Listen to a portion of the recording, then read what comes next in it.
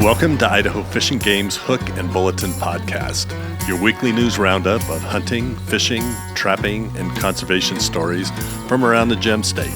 Hosted by Fish and Game's Public Information Specialist, Connor J. Lease.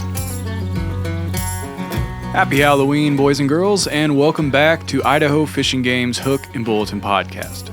It's been another busy week for hunting, fishing, trapping, and conservation stories. This week on the Hook and Bulletin, we'll be talking about yet another wildfire, what to do when you encounter a bat, and something you may find walking through a cornfield this time of year. But first, here's a quick reminder of why you need to stop at check stations. Check stations are an opportunity for Fish and Game staff to talk to thousands of hunters and see thousands of harvested animals. The goal here is for Fish and Game personnel to get information, learn what's happening in the field, and also answer questions, collect samples for chronic wasting disease, and then quickly get folks back on their way. Whether or not you harvested an animal, hunters and anglers must stop at all Fish and Game check stations. If you didn't harvest any game, staff will just ask you some questions and then boom, you're done. But remember, you still have to stop and you can be cited by bypassing a check station. If you have harvested game, Fish and Game staff will want to look at the animal as well as your license and tag. In the interest of saving you and everyone else's time, keep your animal in an easily accessible spot.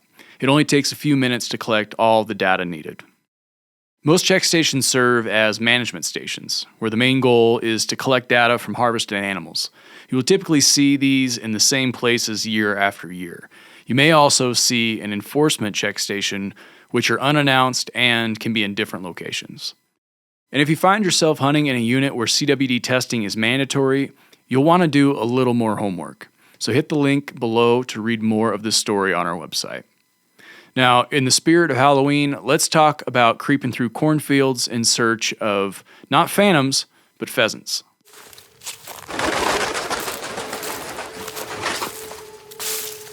Hunting pheasants on Fish and Game's wildlife management areas is a popular fall tradition for upland bird hunters.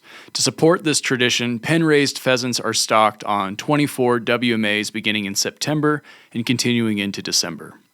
Fish and Game will stock over 28,000 pheasants in total this year at locations in every region of the state. Hunters can see a full list of where and when pheasants will be released statewide on the Pheasant Stocking Program webpage, link in the description. The pheasant stocking schedule shows how many birds will be released at your favorite WMA. Exact release times and dates are not published in order to give everyone a fair chance of harvesting a pheasant. At busy areas such as Fort Boise, Montour, and Sterling WMAs, most birds are often harvested within a day or two of being released. At CJ Strike WMA, some stocked birds usually survive a little longer, but hunters will have to work through heavy cover to find them.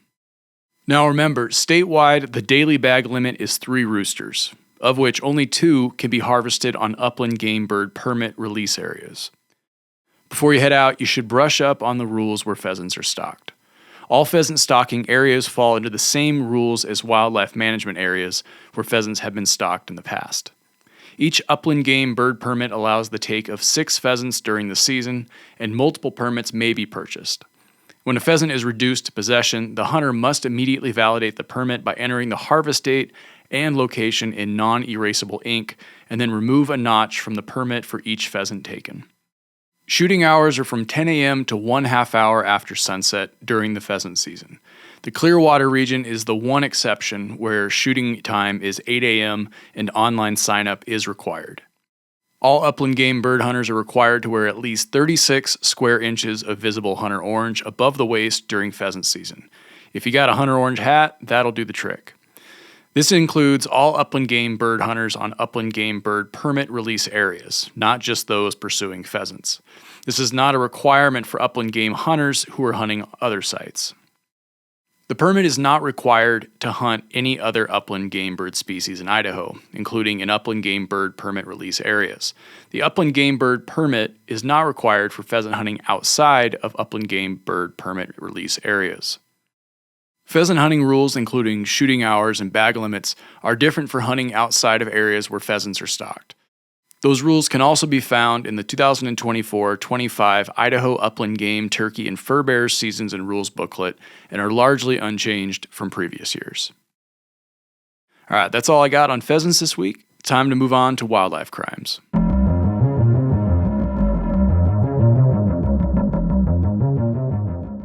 Fish and Game conservation officers are asking the public for information regarding 4 separate cases of mule deer being shot and left to waste near Council. First, a mule deer doe was shot in the spine with an arrow and left to waste on private property along Ridge Road north of Council. Officers believe this deer was shot sometime between the evening of September 2nd and the morning of September 3rd. A second mule deer button buck was shot with a firearm on private property sometime between 8 a.m. and 10 a.m. on October 1st and left to waste in a field at the intersection of Council Cupham Road and Old Hornet Road across from Ridge Road. Third, a 3x4 mule deer buck was shot on private property on Ridge Road and left to waste that officers believe was killed sometime during opening weekend of the rifle deer season, possibly on October 12th. And lastly, a mule deer doe fawn was killed on October 19th and left to waste on BLM land in the Goodrich area.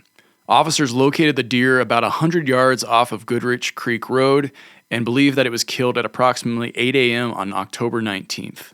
A dark-colored Dodge pickup with an adult white male driver and a juvenile passenger were seen parked near the kill site that morning. Another adult and juvenile were also seen near the kill site around 8:55 a.m. and are believed to be in the same hunting party as the Dodge pickup. Anyone with information that may be helpful in these cases is encouraged to call the McCall office at 208-634-8137, the Citizens Against Poaching hotline at 1-800-632-5999, or report online at idfg.idaho.gov/poacher. Callers can remain anonymous, and a reward is being offered for information that leads to a citation. All right, it's hard not to think about one critter in particular on October 31st, aka Halloween, and if you do encounter one of these in your home, here's a reminder of what to do.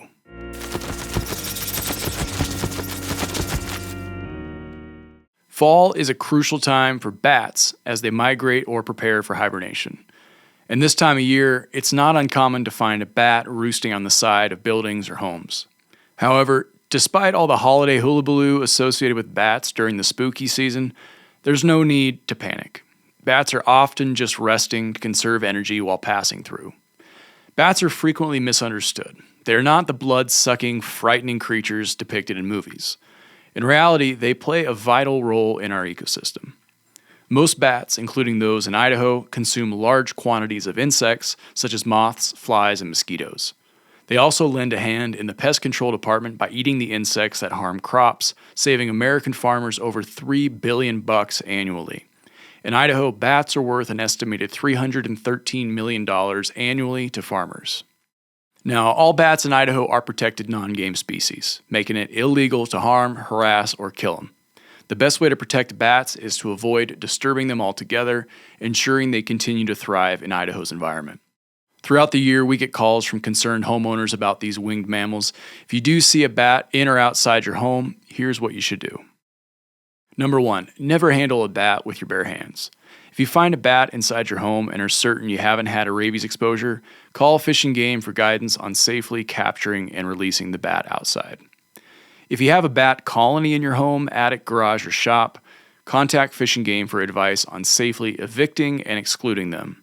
Unless there's a public health threat, such as bats entering living spaces, the best time to evict bats from structures is early September to mid-October, after bat maternity season and before hibernation.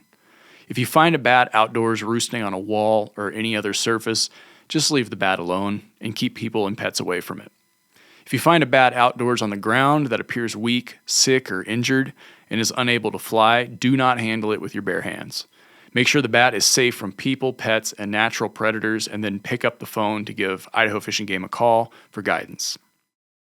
Sometimes the energy demands of migration or the inexperience of young bats leave them dehydrated, weak, or disoriented. If you have had any direct contact with a bat, especially if you got bit or scratched, or you find a bat in the same room as someone who may be unaware of a bite, safely capture that bat without handling it with your bare hands, and then contact your healthcare provider or local public health district for a risk assessment.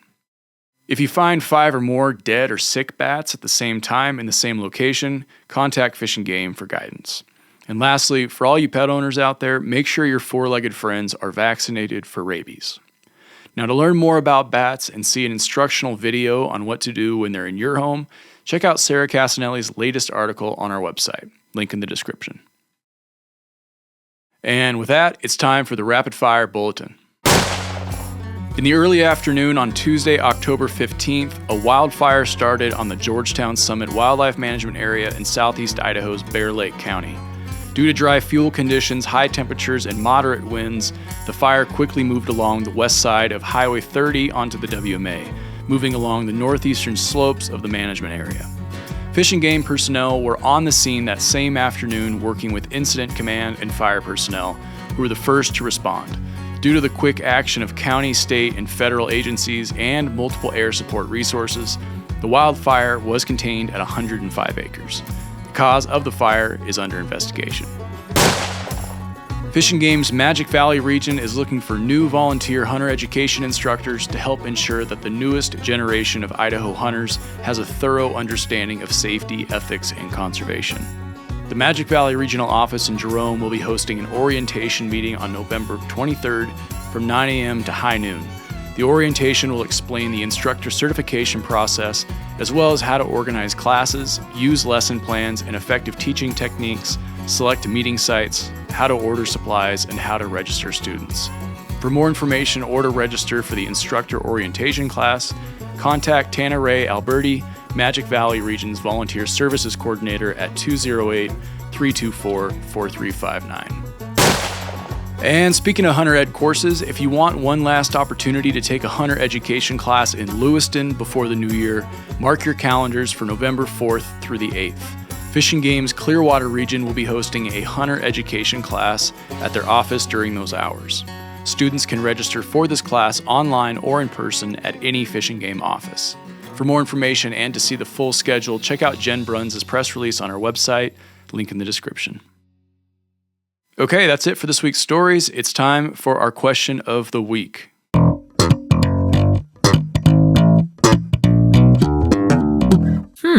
Now, this next question was submitted by yours truly. This past weekend, after shooting a little buckster up in the mountains, I had the meat hanging from the limbs of a fir tree at my camp. Middle of the night, I got up to take care of business, and lo and behold, a marten had tore into the backstrap bag and had a hockey puck-sized chunk resting on a tree branch. Now, not once did it cross my mind to do the little fella any harm, but having never seen a marten before, let alone one eating my mule deer, I wondered about the legality of taking pop shots at a midnight thief. So I asked our enforcement staff, can you legally shoot a marten, badger, or any other fur bearer if they're getting into your meat or causing issues? The answer depends on the animal, but generally the answer is no. You cannot hunt, or in this case shoot, a marten, even if it's getting into trouble. This applies to beavers, mink, muskrats, and otters, which cannot be taken by any other method other than trapping.